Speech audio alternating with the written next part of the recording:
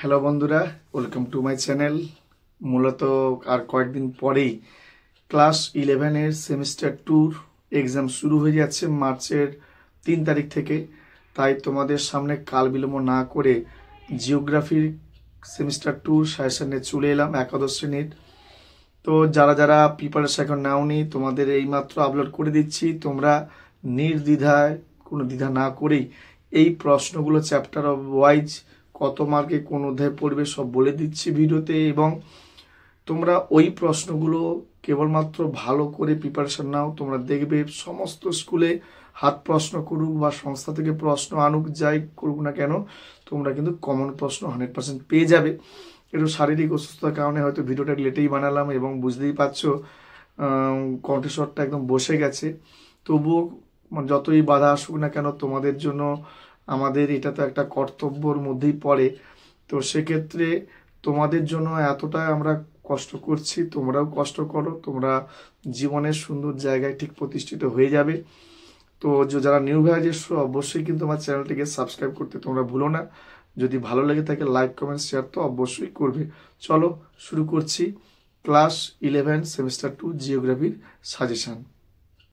তোমরা প্রাকৃতিক ভূগোলের ভিত্তি সমূহ চ্যাপ্টার 1 থেকে যে প্রশ্নগুলো করবে, সমস্থিতি ধারণা অর্থাৎ ইউনিট 1, এখান থেকে তোমরা জানো এই অধ্যায় থেকে 5 মার্কের একটি প্রশ্ন এবং 3 মার্ক এবং 2 মার্কের প্রশ্ন থাকবে। তো সমস্থিতি ধারণা থেকে যে প্রশ্নগুলো তোমরা করবে, অভিকর্ষজ বিচ্যুতি কাকে বলে, সমস্থিতির সংজ্ঞা দাও, প্রতিবুধান তলের সংজ্ঞা দাও। 5 মার্কের 2টো প্রশ্ন খুব ইম্পর্টেন্ট এই অধ্যায় থেকে। এইরই প্রদত্ত সমস্থিতি তত্ত্বটি আলোচনা করো বা প্রাটের তত্ত্বটি আলোচনা করো। তোমরা পার্থক্যটাও দেখে রাখতে পারো। নেক্সট ইউনিট 2 ভূমিরূপ গঠনকারী প্রক্রিয়া, এখান থেকে করবে। আর মার্কস 2 ভাঁজের নতি ও আয়ামের সংজ্ঞা দাও, হোস্ট ও গ্রাবেন কাকে বলে, চ্যুতি রেখা ভৃগু কাকে বলে, সোপান চ্যুতি কাকে বলে। মার্ক 3 ভাঁজের বিভিন্ন গাঠনিক উপাদানগুলি চিত্রসহ ব্যাখ্যা করো, প্রতিসম অপ্রতিসম ভাঁজের পার্থক্য লেখো, ঝুলন্ত প্রাচীর ও পাদমূল প্রাচীরের সংজ্ঞা দাও, অনুলোম ও বিলোমচ্যুতির পার্থক্য লেখো। 5 মার্কের প্রিপারেশন নেবে। ভাঁজযুক্ত অঞ্চলে সৃষ্ট প্রধান প্রধান ভূমিরূপগুলি আলোচনা করো, চিত্রসহ ভাঁজের শ্রেণীভাগ আলোচনা করো, ভাঁজের সৃষ্টির কারণগুলি আলোচনা করো, নগ্নিভবন বলতে কি বোঝো, টর কাকে বলে, স্বল্পমোচন বা প্রস্থচ্ছায় খণ্ডিকরণ প্রক্রিয়াটি লেখো, মৃত্তিকা সংরক্ষণ বলতে কি বোঝো, পেডোক্যাল কি, অপরিণত মাটি কি, এলিভেশন ও এলিভেশনের পার্থক্য লেখো, মাটি সৃষ্টির বিশেষ প্রক্রিয়া আলোচনা করো, আবহবিকারের ফলে সৃষ্ট ভূমিরূপ আলোচনা করো। নেক্সট বিভিন্ন প্রকার যান্ত্রিক আবহবিকার আলোচনা করো, চিত্র দেবে।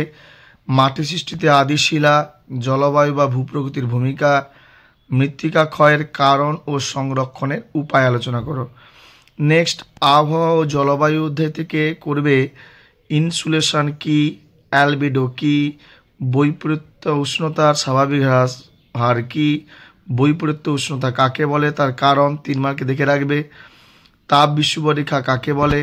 মার্ক 5 করবে বায়ুমণ্ডলের উষ্ণতার তারতম্যের কারণ, পৃথিবীর তাপের অনুভূমিক বন্টন আলোচনা করো। 2 মার্কের করবে ওয়াকার সার্কুলেশন কাকে বলে, জিওট্রপিক বায়ু কাকে বলে, ইন্ডেক্স সাইকেল কি, জেট বায়ু প্রবাহ কি। 3 মার্কে করবে জেট বায়ুর সাথে মৌসুমী বায়ুর সম্পর্ক আলোচনা করো, আয়ন বায়ুর গতিপথে মহাদেশের পশ্চিমে মরুভূমি সৃষ্টি হয়েছে কেন, জেট বায়ুর জীবনচক্র আলোচনা করো। নেক্সট 5 মার্কে করবে এই অধ্যায় থেকে পৃথিবীর নিয়ত বায়ুর সাথে চাপ বলয়ের সম্পর্ক আলোচনা করো, বায়ুর সঞ্চালনের ত্রিকোষ তত্ত্বটি আলোচনা করো। বায়ুমণ্ডল থেকে করবে জলচক্র কাকে বলে, জলের সরণ বলতে কি বোঝো, জলচক্রের নিয়ন্ত্রকগুলি আলোচনা করো, জলচক্রের মাধ্যমে কিভাবে জলের ভারসাম্যতা বজায় থাকে, জলপ্রবাহ চক্রের গুরুত্ব লেখো। নেক্সট বিশ্বব্যাপী জলের ভারসাম্য রক্ষায় জলচক্রের ভূমিকা লেখো, জলপ্রবাহের শ্রেণীবিভাগ করো। নেক্সট অধ্যায় 2, এখান থেকে 5 মার্কে কোনো প্রশ্ন আসে না। দেখতেই পাচ্ছ 2 মার্কের 3টা এবং 3 মার্কের 2টো প্রশ্ন আসে। তো সেক্ষেত্রে শিল্প থেকে তোমরা যে যে প্রশ্নগুলো করবে, বিশুদ্ধ অবিশুদ্ধ কাঁচামাল কি, শিকড় আলগা শিল্প কি, দ্রব্যসূচক কি, খাদ্য প্রক্রিয়াকরণ শিল্প বলতে কি বোঝো, অনুসারী শিল্প কাকে বলে, সামুদ্রিক মৎস্যক্ষেত্র কাকে বলে। নেক্সট 3 মার্কে করবে আমেরিকা যুক্তরাষ্ট্রের পেট্রোরসায়ন শিল্পের উন্নতির কারণ, বাণিজ্যিক মৎস্যায়নের পক্ষে অনুকূল অর্থনৈতিক কারণগুলি আলোচনা করো, মার্কিন যুক্তরাষ্ট্রের খাদ্য প্রক্রিয়াকরণ শিল্পে উন্নত কেন, চীনে কাগজ শিল্পে উন্নত কেন, পেট্রোরসায়ন শিল্পকে সূর্যোদয় শিল্প বলা হয় কেন, তৃতীয় স্তরের কার্যাবলী। এই টপিকটা থেকে তোমরা মার্ক 2তে করবে তৃতীয় স্তরের অর্থনৈতিক কার্যাবলী কাকে বলে, গোলাপি পোশাকের কর্মী কাদের বলে, গ্যাট কি, সোনালী চতুর্ভুজ বলতে কি বোঝো, ইন্টারনেটের গুরুত্ব কি, আধুনিক যোগাযোগ ব্যবস্থা কৃত্রিম উপগ্রহের প্রভাব, ইকো ট্যুরিজম বলতে কি বোঝো। নেক্সট রেলপথের সুবিধা অসুবিধা লেখো, জলপথের সুবিধা অসুবিধা লেখো, WTOর প্রধান কার্যাবলীগুলি কী কী, চতুর্থ কার্যাবলী অর্থাৎ চতুর্থ অর্থনৈতিক কার্যাবলী ইউনিট 3 থেকে করবে তোমরা বেঙ্গালুরুকে সিলিকন ভ্যালি বলা হয় কেন,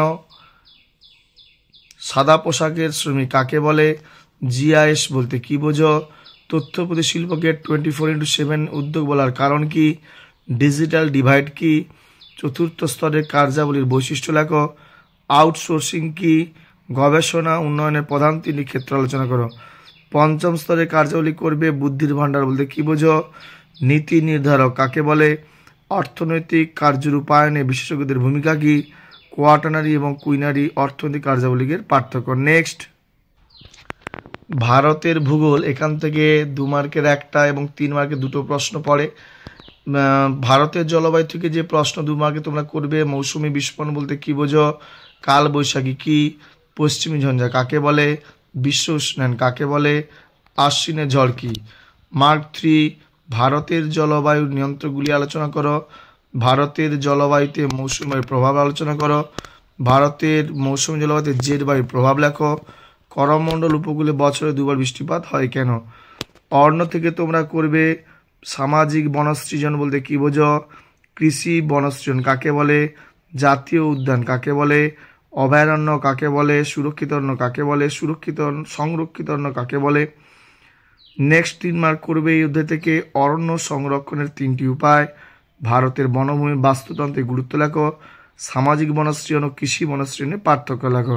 নেক্সট দুর্যোগ বিপর্যয় থেকে করবে মেঘ ভাঙা বৃষ্টি কি, বিপর্যয় ব্যবস্থাপনা বলতে কি বোঝো, হরপ্পা বান কি, সুনামি কি। 3 মার্কে তোমরা প্রিপারেশন নেবে, এগুলো করলেই তোমরা আমার বিশ্বাস কমন পেয়েই যাবে। দুর্যোগ বিপর্যয়ের পার্থক্য, বিপর্যয় ব্যবস্থাপনা বিভিন্ন পর্যায়গুলি উল্লেখ করো, বিপর্যয় ব্যবস্থাপনা ছাত্রছাত্রীদের ভূমিকা লেখো, বন্যার কারণ কি। এই প্রশ্নগুলো করলে তোমরা অবশ্যই কিন্তু কমন পেয়েই যাবে। তাই কাল বিলম্ব না করে এই প্রশ্নগুলো তোমরা দ্রুততার সহিত প্রিপারেশন করে নাও, তোমরা দেখবে অবশ্যই কিন্তু তোমরা 35 তোমরা পেয়ে যাবে। যদি ভালো লেগে থাকে অবশ্যই লাইক কমেন্ট শেয়ার এবং যারা নিউ ভিউয়ার এসো অবশ্যই আমার চ্যানেলকে প্লিজ সাবস্ক্রাইব করে দিও। ধন্যবাদ।